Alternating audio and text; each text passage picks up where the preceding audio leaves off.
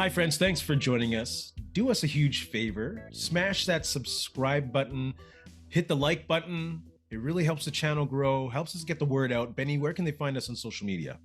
Yeah, you can find us at Ray Benny Sports. We're on Facebook, Twitter, Instagram, TikTok.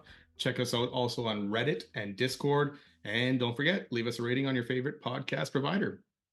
And thank you to our show sponsor, Fahrenheit Airbrushing. Stand out on the ice, pavement, field, or in the stands with a custom airbrushed helmet, goalie mask, or any type of project. Local Manitoba business with affordable solutions. Check out Fahrenheit Airbrushing on Facebook or call them at 204 891 7431. And don't forget to tell them that Ray and Benny sent you. Let's go right into it. Winnipeg Blue Bombers getting by with a walk-off field goal against the Saskatchewan Roughriders. Not their full starting lineup. 17-16. What's one word you'd use to describe the Bomber win? Puzzling. Puzzling. Playoffs are clinched, right? I mean, at the end of the day, that's all that matters.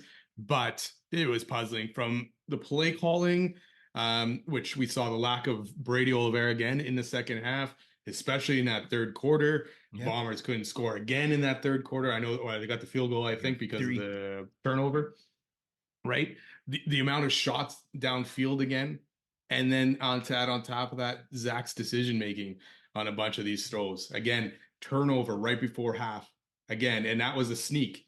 That was the 3rd and 2 sneak. And that play call is mind-boggling or puzzling, I guess. I should stick with that as well. Zach's interception late when they were finally in the red, or not in the red zone, but they were in Saskatchewan's zone for a field goal. And instead of dumping it off to Brady, he went downfield. I think it was to Stearns, who was like in triple coverage, and another interception there. So to me, this whole game was puzzling. The Saskatchewan was almost handing it to the Bombers by switching, Jake Mayer to start.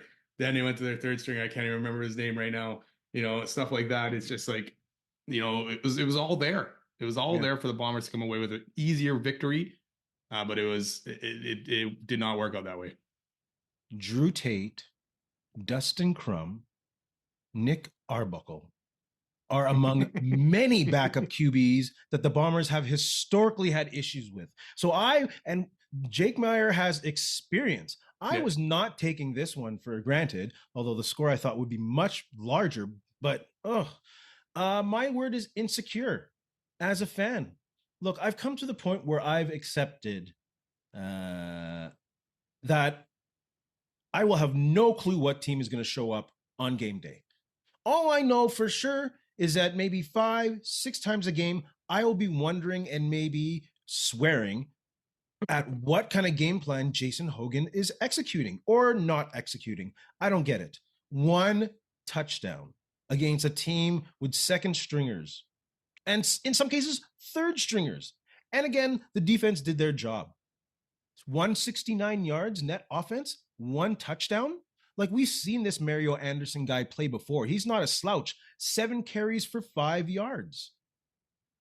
The Bombers were dependent on Sergio Castillo and Jamison Sheehan playing well. That I think they had 1 good return for 50-something yards. Special teams, again, didn't allow Saskatchewan to flip the field or get closer where they can get easy 3 points, because that could have been the end of it. That could have been the end of it. Like, yes, what it comes down to, they won the game and they're in the playoffs with a little help from the outside, but it's not, I'm not confident, so I'm insecure.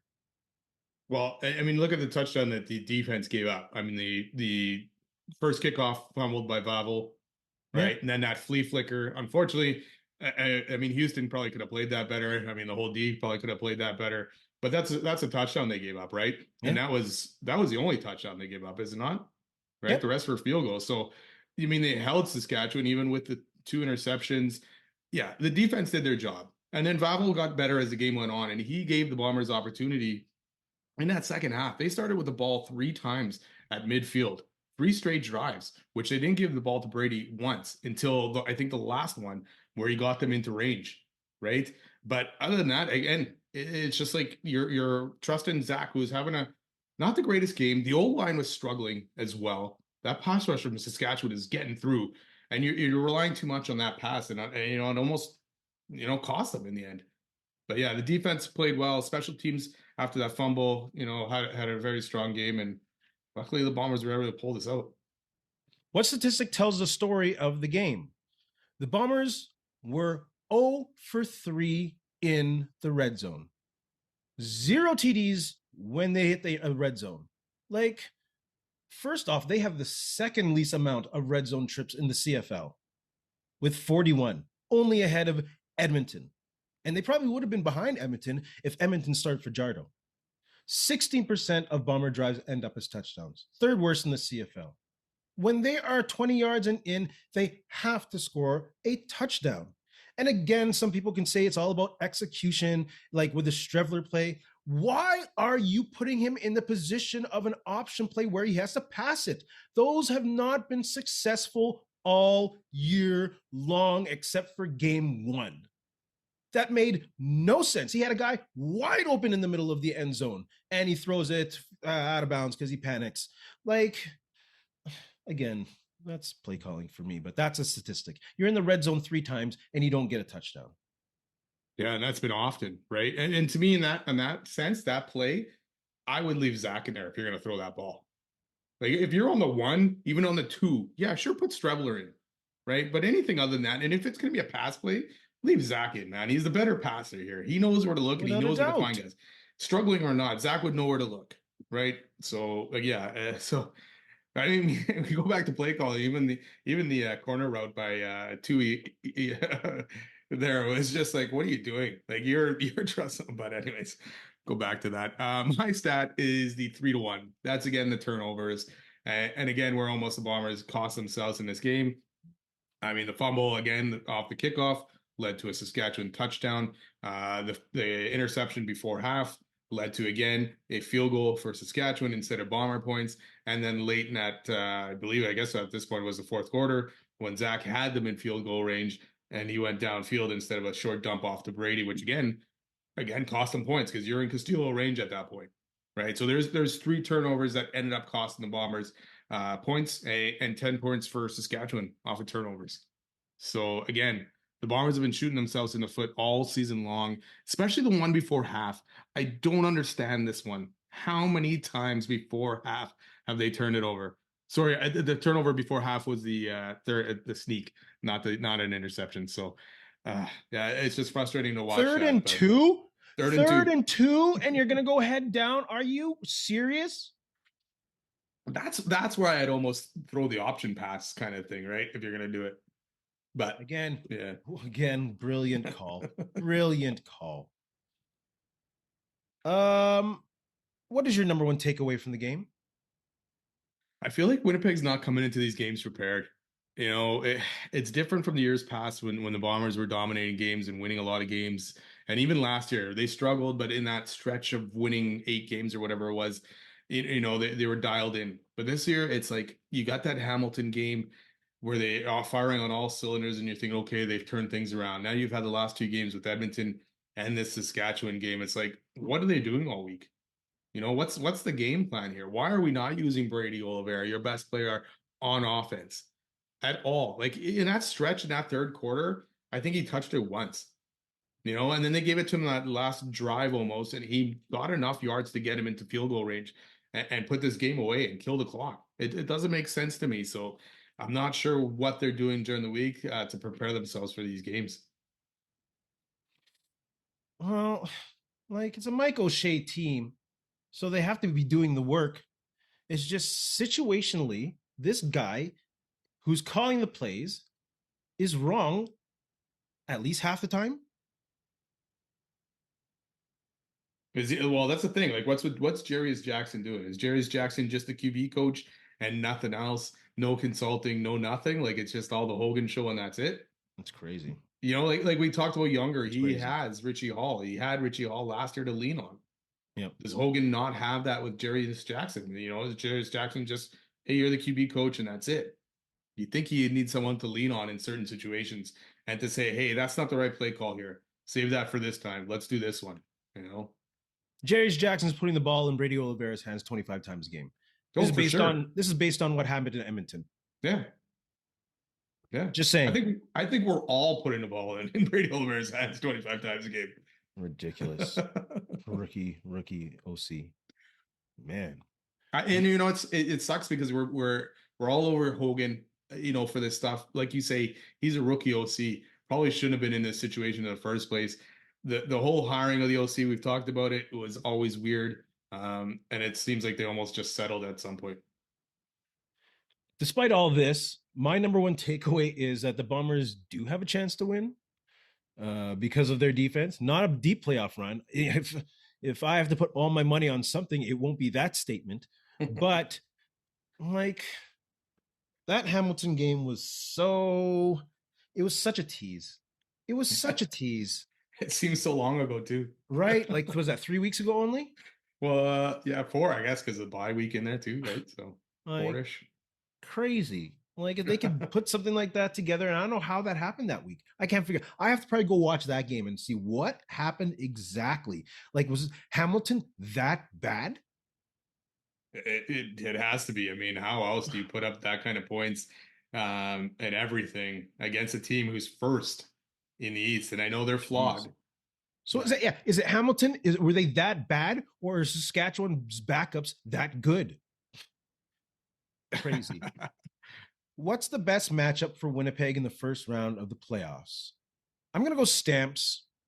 Since week 14, when they lost to the Elks, they have been up and down. The defense hasn't been as dominant. They let Justin Rankin go nuts, like I think for over 150. So that's a main thing too for the Bombers. They have a horrible run defense. Not horrible, not a very good run defense. So out of Calgary, BC, and Montreal, they let 105 yards, which is the worst of the three. So I'm going for Calgary, and hopefully Bombers run with the ball.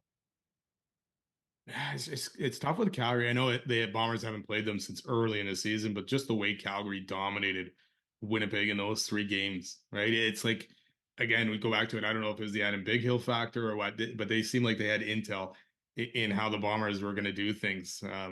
So they still worry me. I take Hamilton, and I know there's probably a less chance of them getting Hamilton, especially if, I mean, Hamilton get Ottawa to finish off the season, right?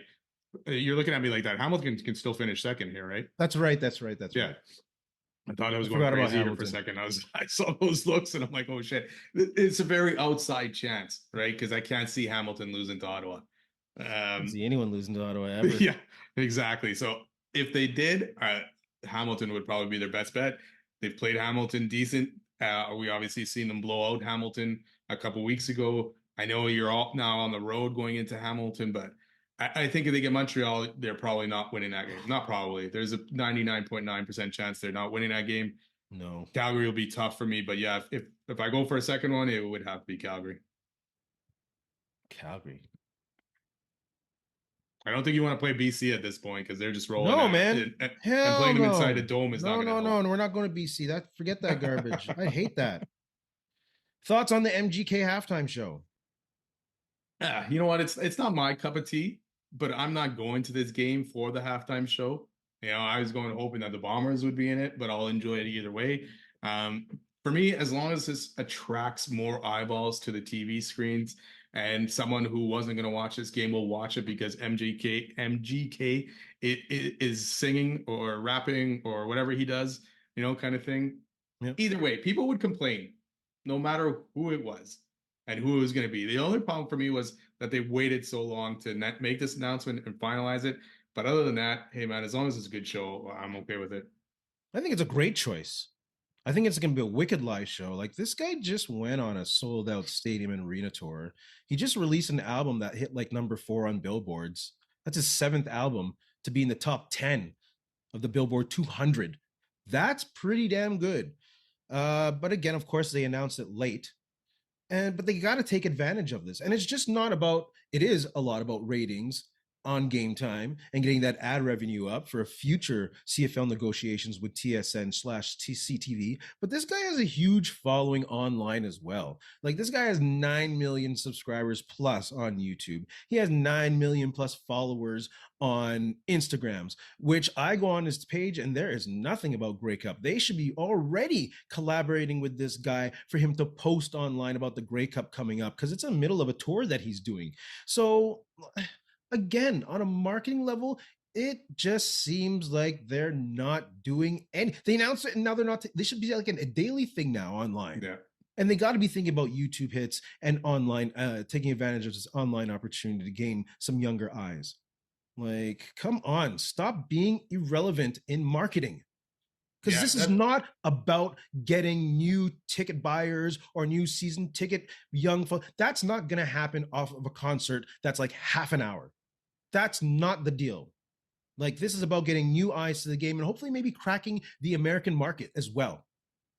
But don't believe that this is going to bring any kind of season ticket bumps in any of the cities. That's the biggest thing, right? Get those eyes on the game at halftime, and hopefully those eyes stick around and watch the second half. And the second half's an entertaining game of football. And then you get people sticking around next season going, "Hey, that was a great football game." But like you say, market this. That's the problem. Start marketing. There should be posts every day. Get MGK to start social media team That's also posting this, right? Get that American following to get eyes on this game. Because like you say, this is not bringing anyone into the stadium. Right. And the game is close to being sold out. So, hey, if it gets 500 more people in, that's great. But this is all about the eyeballs on TV at this point. And they have to do a better job and make sure they capitalize it. Don't just announce it now and just say, okay, we're done. No, that's exactly what I just said, man. They're wasting the opportunity here. It's ridiculous. But that's what, like you say, that's the CFL, man. Every marketing opportunity that they have to grow this game is lost. Ridiculous. Hey, I just hope it's a good show. Both game. It'll be a good show. It'll be a good show, I'm sure. Will I remember it? Is the real question. Hopefully, it's not too cold. I will not remember it. I'm already saying that now. Jeez. What's your number one takeaway from CFL Week 20? You know, last year or maybe even earlier this year, when we were talking about QB play and how the CFL was now set up to probably have their best crop of QBs in a long time. The QB play has been shaky, right? Watching this, Cody Fajardo in the biggest game of his season ends up throwing 4 interceptions. Dustin Crum is in there, not doing a great job. The Argos depth I know you're on your third stringer at that point, not very good. We watched Zach Collaros play. Even Jake Mayer in this game, he did some decent things, but he still wasn't putting up the yardage in that game. So to me, the QB play from the CFL, which I thought was turning a corner last year, has reverted back to not possibly having enough talent. You got guys like Nathan Rourke, obviously, and Davis Alexander, who are head and shoulders right now above the rest of these guys in the league.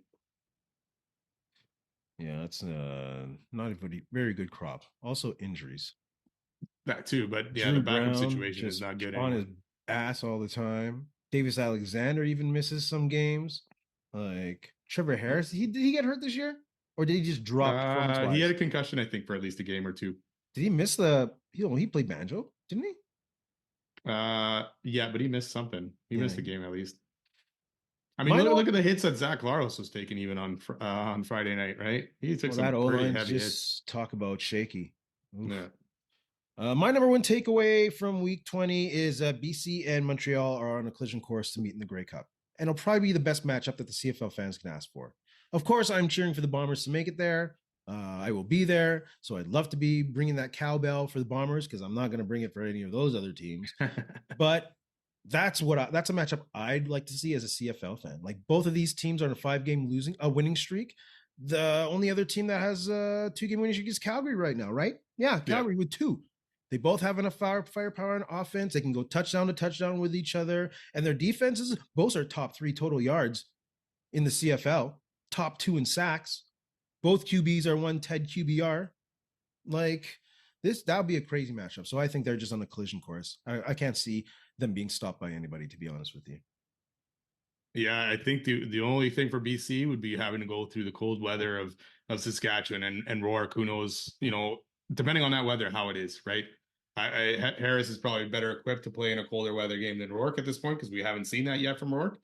But I mean, obviously, I could be totally wrong here too. But yeah, I don't think anyone's stopping them. They're just BC is rolling, and then like you say, the defense has turned a corner. Right, 4 interceptions there against the Elks on the weekend, and it's just it probably is the best matchup for the Grey Cup, but that doesn't always happen.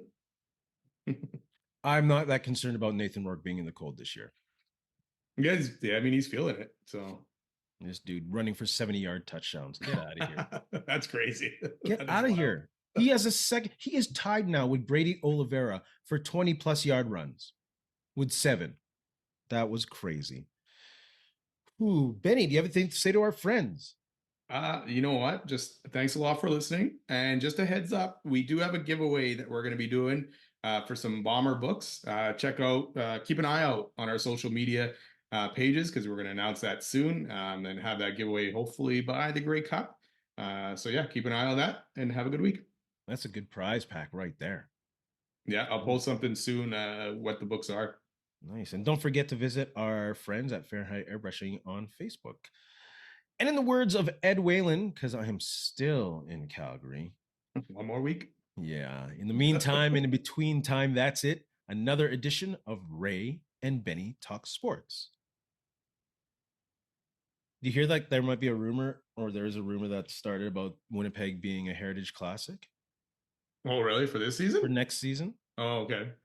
On a scale of 1 to 10, what's the probability that you go to this one, the second one? I guess I kind of want to check one out, but maybe a 7. That's pretty good. Yeah. Yeah, I'd be about a 7.58. It depends what the ticket cost would be, really. I haven't heard a lot of good things from people about the last one. Yeah. Well, maybe right? Because they sat out there forever because of the sun and everything, and you're dressed a certain way for the time and everything, and all of a sudden now it's dark, you're cold, right? So well, they got a plan for that. They got a plan. Bring layers, gosh darn. Yeah, but you thought, okay, it's a 3 o'clock game. It's done by 6. It'll still be warm, and then all of a sudden it's a 6 to 9 game or whatever the hell it was. That's true. You don't want that happening. Once that sun goes down, it's a different story right now, right? Oh, hell yeah. Hell yeah. Hey, friends and neighbors, don't forget to check us out online on Facebook, TikTok, Instagram, and Twitter at Ray Benny Sports. And don't forget to check out our YouTube channel. Leave a like, leave a comment, tell us what you think.